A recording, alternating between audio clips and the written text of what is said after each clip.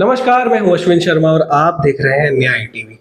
न्याय टीवी पर हम हमेशा ऐसे मुद्दों पर बात करते हैं जो आपके लिए हो और आपके बीच से हो।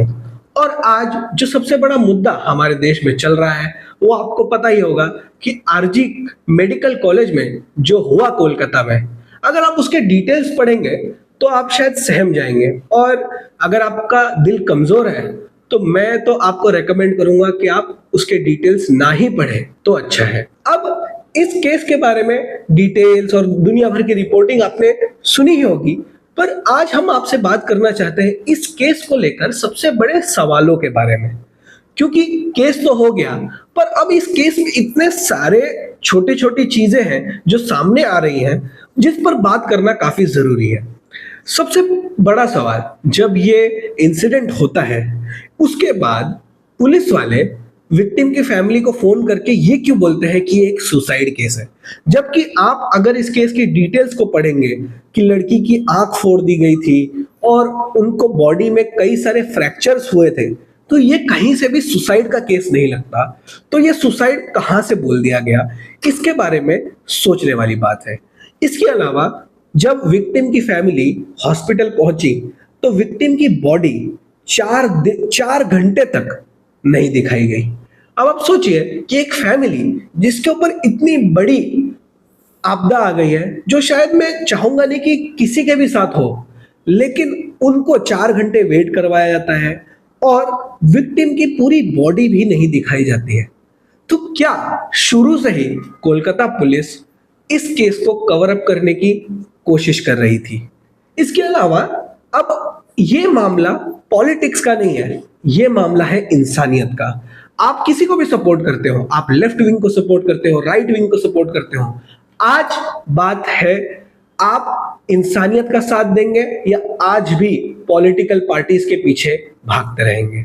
अब मुद्दे की बात करते हैं कि जो प्रिंसिपल थे Sandip Ghosh RG medical college के, वो अगले दिन बोलते हैं कि वो मेरी बेटी की तरह थी और इसीलिए मैं वॉलंटरीली रिजाइन कर देता हूं, कि मैं खुद से रिजाइन कर देता हूं। पर यही संदीप घोष 4 बार ट्रांसफर हो चुके हैं और वापस इसी कॉलेज में आए। पहली बार जब उनका ट्रांसफर हुआ तब वो इसलिए ट्रांसफर किए गए थे क्योंकि उन्होंने एक विक्टिम की बॉडी ले आए, और क्योंकि ये मेडिकल कॉलेज था तो अपने स्टूडेंट्स को बोला कि हाँ, आप इस पे डिसेक्शन और आपको जो भी एक्सपेरिमेंट्स करना है कर सकते हो। पर विक्टिम की या जो डेड बॉडी थी उनके परिवार वालों से परमिशन तक नहीं ली।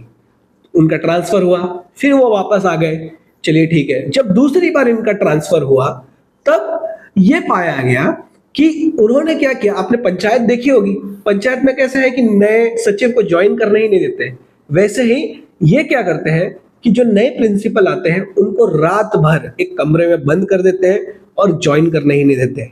उसके बाद वो प्रिंसिपल खुद हाथ खड़े कर देते हैं और बोलते हैं कि नहीं, मैं नहीं करूंगा, तो वापस ये संदीप साहब आ जाते हैं।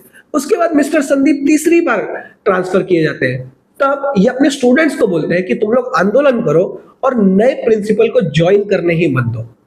और फिर वही होता है, संदीप जी वापस ज्वाइन कर लेते हैं। ऐसे 4 बार होता है। चलिए, अगर ये शक करने वाली बात नहीं है तो दूसरी और अगर आप ये देखें कि संदीप जी ने रिजाइन कर दिया, चलो अच्छी बात है, लेकिन रिजाइन करने के बाद उनको अगले ही दिन कोलकाता मेडिकल कॉलेज में डायरेक्टर की पोस्ट मिल जाती है। ये कैसे हो रहा है? एक ऐसा इंसिडेंट जिसने पूरे देश को हिलाकर रख दिया है, पर वहां पर उसी कॉलेज में, जिस कॉलेज में ये इंसिडेंट हुआ, उसके प्रिंसिपल को प्रमोशंस मिल रही है। ये हजम करने वाली बात तो नहीं है। इसके अलावा जो कोलकाता पुलिस के कमिश्नर है फिलहाल, विनीत गोयल साहब, उनकी आप एक कहानी सुन लीजिए। विनीत गोयल साहब की 2013 में एक केस था जहां पर वो आईजी थे सीआईडी में, और वो केस का नाम था कामधुनी रेप केस, जहां पर एक बीए स्टूडेंट को किडनैप किया जाता है और उसका गैंग रेप किया जाता है। लेकिन विनीत गोयल साहब की इन्वेस्टिगेशन इतनी पुअर थी कि अभी 1 साल पहले ही उसमें से एक अक्यूज्ड को बेल मिल गई है, क्योंकि उन्होंने कोई एक स्कार डाल दिया था कहीं पर उनके शरीर पर, जिस वजह से उनको बेल मिल गई। क्योंकि अब वो होता है ना, कंक्लूसिव एविडेंस नहीं रहा, तो अब बेल मिल गई। अब आप सोचिए, इनके हाथों में जिम्मेदारी थी इस केस के इन्वेस्टिगेशन करने की। और ये जो मैं कहानी आपको बता रहा हूं, ये मैं नहीं कह रहा हूं, ये जो डिफेंस लॉयर है, जो लड़की को रिप्रेजेंट कर रहे हैं, वो कह रहे हैं। तो आप सोचिए कि चारों तरफ से ऐसे लोग हैं जो रक्षक नहीं भक्षक है। इसके अलावा अब बात कर लेते हैं थोड़ा सा पॉलिटिक्स की। पॉलिटिक्स में अब आप देखिए, जैसे मैंने आपको बताया, ये पॉलिटिक्स का केस है ही नहीं, ये इंसानियत का केस है। ममता बनर्जी जो कि वेस्ट बंगाल की चीफ मिनिस्टर है, होम मिनिस्टर है, हेल्थ मिनिस्टर है, आपने कौन सा ऐसा सीएम देखा होगा जो खुद धरने पर बैठा है? आपका स्टेट है, आपका जुरिस्डिक्शन है, आप वहां क्या नहीं कर सकते हो। पर क्या हुआ, ममता बनर्जी भी शांत बैठी है। अब पहले इसमें भी, इस केस में मान लेते हैं, सॉरी, अब इस केस के बारे में थोड़ी सी ममता बनर्जी के इन्वॉल्वमेंट के बारे में बात कर, नहीं, अब इस केस में ममता बनर्जी ने क्या काम किया है उसके बारे में थोड़ी सी बात कर लेते हैं। पहले कोलकाता पुलिस ये केस को रिपोर्ट कर रही थी, इस केस को इन्वेस्टिगेट कर रही थी, चलिए जो भी होता है हो जाता है। अब ममता बनर्जी खुद आकर बोलती है कि हाँ, ये केस को मैं सीबीआई को ट्रांसफर कर दूंगी। जब ये केस कोर्ट में जाता है तो ये बोलते हैं कि ठीक है, हमें 24 घंटे दीजिए, 24 घंटे में हम सीबीआई को दे देंगे। वो 24 घंटों में क्या होता है पता है? वही जो वीडियोस आपने देखे होंगे, अगर आपने नहीं देखे तो वीडियोस यहां पर चला देता हूं, जहां पर आप देख सकते हैं कि एक मॉब, गुंडों का पूरा गुट आता है कॉलेज में और तोड़ फोड़ मचा देता है। यहां क्या कोशिश की जा रही है? यहां कोशिश की जा रही है एविडेंस को खत्म करने का। भले ही वो सेमिनार हॉल में कुछ ना किया गया हो, पर उसके आसपास इतनी तोड़फोड़ मचाई गई कि आप इमेजिन भी नहीं कर सकते। आप सोचिए कि कितने आसानी से ये सब हो गया ना। 1000 लोगों का गुट आता है, ट्रकों में भरकर आता है, वो आते हैं, तोड़फोड़ मचाते हैं और चले जाते हैं, और कोलकाता पुलिस कुछ नहीं कर पाती। मैं थोड़े से कठोर शब्द यूज करना चाहूंगा कि कोलकाता पुलिस कुछ नहीं उखाड़ पाती है, क्योंकि सबको दिख रहा है, सीसीटीवी में दिख रहा है कि ट्रकों में भरकर मॉब आ रहा है, लोग देख रहे हैं सोशल मीडिया पर, आपने कई वीडियोस देखे होंगे। पर कोलकाता पुलिस तो अभी भी उन्होंने वो गांधी जी की फिलॉसफी आजमा ली है कि कुछ मत देखो, कुछ मत सुनो और कुछ मत बोलो। इसके अलावा कोलकाता पुलिस यहीं पर शांत नहीं है। आप ट्विटर पे जाइए और इस केस के बारे में कुछ भी बोलिए। आप ममता बनर्जी को क्रिटिसाइज कीजिए, टीएमसी को क्रिटिसाइज कीजिए, कुछ भी कीजिए, कोलकाता पुलिस आपको नोटिस भेजेगी। मैं यहां पर कुछ वापस स्क्रीनशॉट्स लगा दूंगा आपके रेफरेंस के लिए, जहां पर कोलकाता पुलिस, चाहे आप छोटे क्रिएटर हो, बड़े क्रिएटर हो, कुछ भी हो, आप अगर ममता बनर्जी को कुछ बोलेंगे, आप अगर गवर्नमेंट को क्वेश्चन करेंगे, तो आपको लीगल नोटिस मिलेगा। कई कई लोगों के तो घर पुलिस जा रही है उनको डराने के लिए, धमकाने के लिए। तो मैं ये जानना चाहता हूं कि क्या ये डिक्टेटरशिप नहीं है? कि क्या ये एक तानाशाह का एग्जाम्पल नहीं है? यहां पर गवर्नमेंट रेस्पॉन्सिबिलिटी लेने की जगह ब्लेम कर रही है बाकी सब लोगों को। यहां सबकी गलती है भाई, मोदी जी की गलती है, बाकी जो लोग आवाज उठा रहे हैं उनकी गलती है, जो प्रोटेस्ट कर रहे हैं उनकी गलती है, बस ममता बनर्जी इस केस में विक्टिम है। अब आप ममता बनर्जी का ही केस ले लीजिए। आप सीएम होकर, जहां पर आपकी चलती है, आप ऑपोजिशन लीडर नहीं, आप सीएम है, सीएम होकर आप खुद धरने पर बैठ रही हैं, बोल रही है कि हाँ ठीक है, अब मैं धरने पे बैठूंगी। तो आपको एक्शन लेने की जगह आप धरने पर बैठ जाएंगी, तो स्टेट का देखभाल कौन करेगा? ये सबसे बड़ा सवाल है। आज आप कुछ भी होता है, आप धरने पर बैठ जाती हैं, तो फिर एक्शन कौन लेगा? सब चीज भगवान भरोसे छोड़ दे? तो ये सब निंदनीय, सोचने वाली बातें हैं। ये जो प्रोटेस्ट हो रहे हैं, ये जो प्रोटेस्ट हो रहे हैं, ये पॉलिटिकली न्यूट्रल है। ये टीएमसी पर कुछ नहीं है, ना बीजेपी पर है, ना कांग्रेस पर है, किसी भी पार्टी पर कोई आरोप नहीं है। ये केस है इंसानियत के बारे में और जस्टिस के बारे में, कि यहां पर जिसके साथ इतना बुरा कुकर्म हुआ है उस पर एक्शन लेना चाहिए, उसको सजा मिलनी चाहिए, ताकि आप सोसाइटी में एक एग्जाम्पल क्रिएट कर पाए।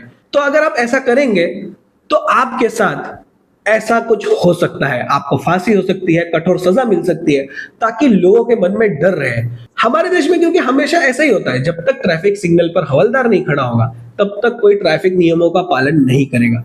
जैसे ही वहां पर कोई इंस्पेक्टर खड़ा होगा, सब प्रॉपर सिग्नल मानने लगते हैं, क्योंकि वो डर का एलिमेंट है। और वही डर हमारे देश में क्रिमिनल्स के मन में होना चाहिए, क्योंकि आज हम क्या एग्जाम्पल सेट कर रहे हैं कि जिसने वो जुर्म किया वो खुलेआम ये बोल रहा है कि मैं तो घर गया, सोया, कपड़े धोए, फिर मेरे को कोई पछतावा नहीं है। और आप ये सोचिए कि क्या वो अकेला इस केस में अक्यूज्ड है, क्योंकि सारे जो एविडेंसेस है, सारे जो फैक्ट्स है वो ये बता रहे हैं कि वो अकेला इसमें नहीं है, कई और लोग हैं और इनको बस बलि का बकरा बनाया जा रहा है। इनकी इन्वॉल्वमेंट ऑफ कोर्स है, पर इसके अलावा भी काफी लोग हैं। कुछ इंटर्न्स का एलिजेडली नाम सामने आ रहा है जिनके पॉलिटिकल लिंक्स है। अब इनके नाम मैं अभी नहीं लेना चाहूंगा क्योंकि कुछ कॉन्क्रीट इसके बारे में पता नहीं है, पर हाँ और लोगों की इन्वॉल्वमेंट है। आप इस केस के बारे में अगर स्टडी करेंगे, क्योंकि ये इतने खौफनाक केस है कि मैं उसके बारे में अगर आपको बोलूंगा भी तो शायद कई लोग सुन ना पाए, तो आप खुद रिसर्च कीजिए, आपको खुद आप इस नतीजे पर पहुंचेंगे कि हाँ ये एक आदमी का काम नहीं है। क्योंकि सबसे बड़ी सोचने वाली बात यह है कि अगर हमारे पड़ोस में लड़ाई हो जाती है तो पूरे नेबरहुड को, पूरे पड़ोसियों को मालूम पड़ जाता है कि हाँ यहाँ पर कुछ हुआ है और लोग आ जाते हैं पूछने के लिए कि क्या हो गया। पर एक मेडिकल कॉलेज में जहां पर ऐसा तो नहीं है कि वो अकेले वहां पर कर्मचारी काम कर रही थी, इतना घिनौना काम हो जाता है फिर भी कोई सामने नहीं आता, और ये इंसानियत के नाते शर्म की बात है।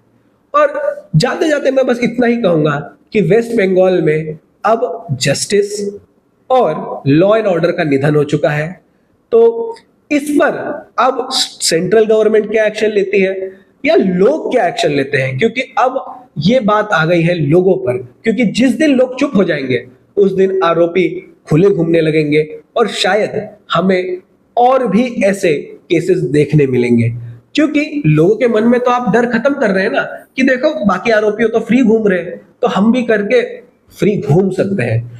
ये एग्जाम्पल हमारे देश के लिए और इस दुनिया के लिए गलत है।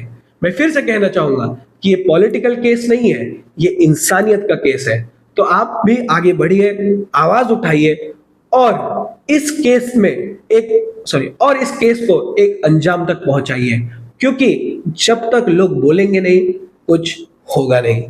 मेरे तर्क वितर्क पर आपकी क्या प्रतिक्रिया है, मेरे सवालों पर आपकी क्या प्रतिक्रिया है, ये हमें कमेंट सेक्शन में बताना बिल्कुल मत भूलिएगा। और इस केस के बारे में आपकी प्रतिक्रिया भी हमें बताना, और ऐसे ही वीडियोस के लिए हमारे चैनल को सब्सक्राइब करना बिल्कुल मत भूलिएगा। फिर मिलते हैं किसी और वीडियो के साथ। धन्यवाद।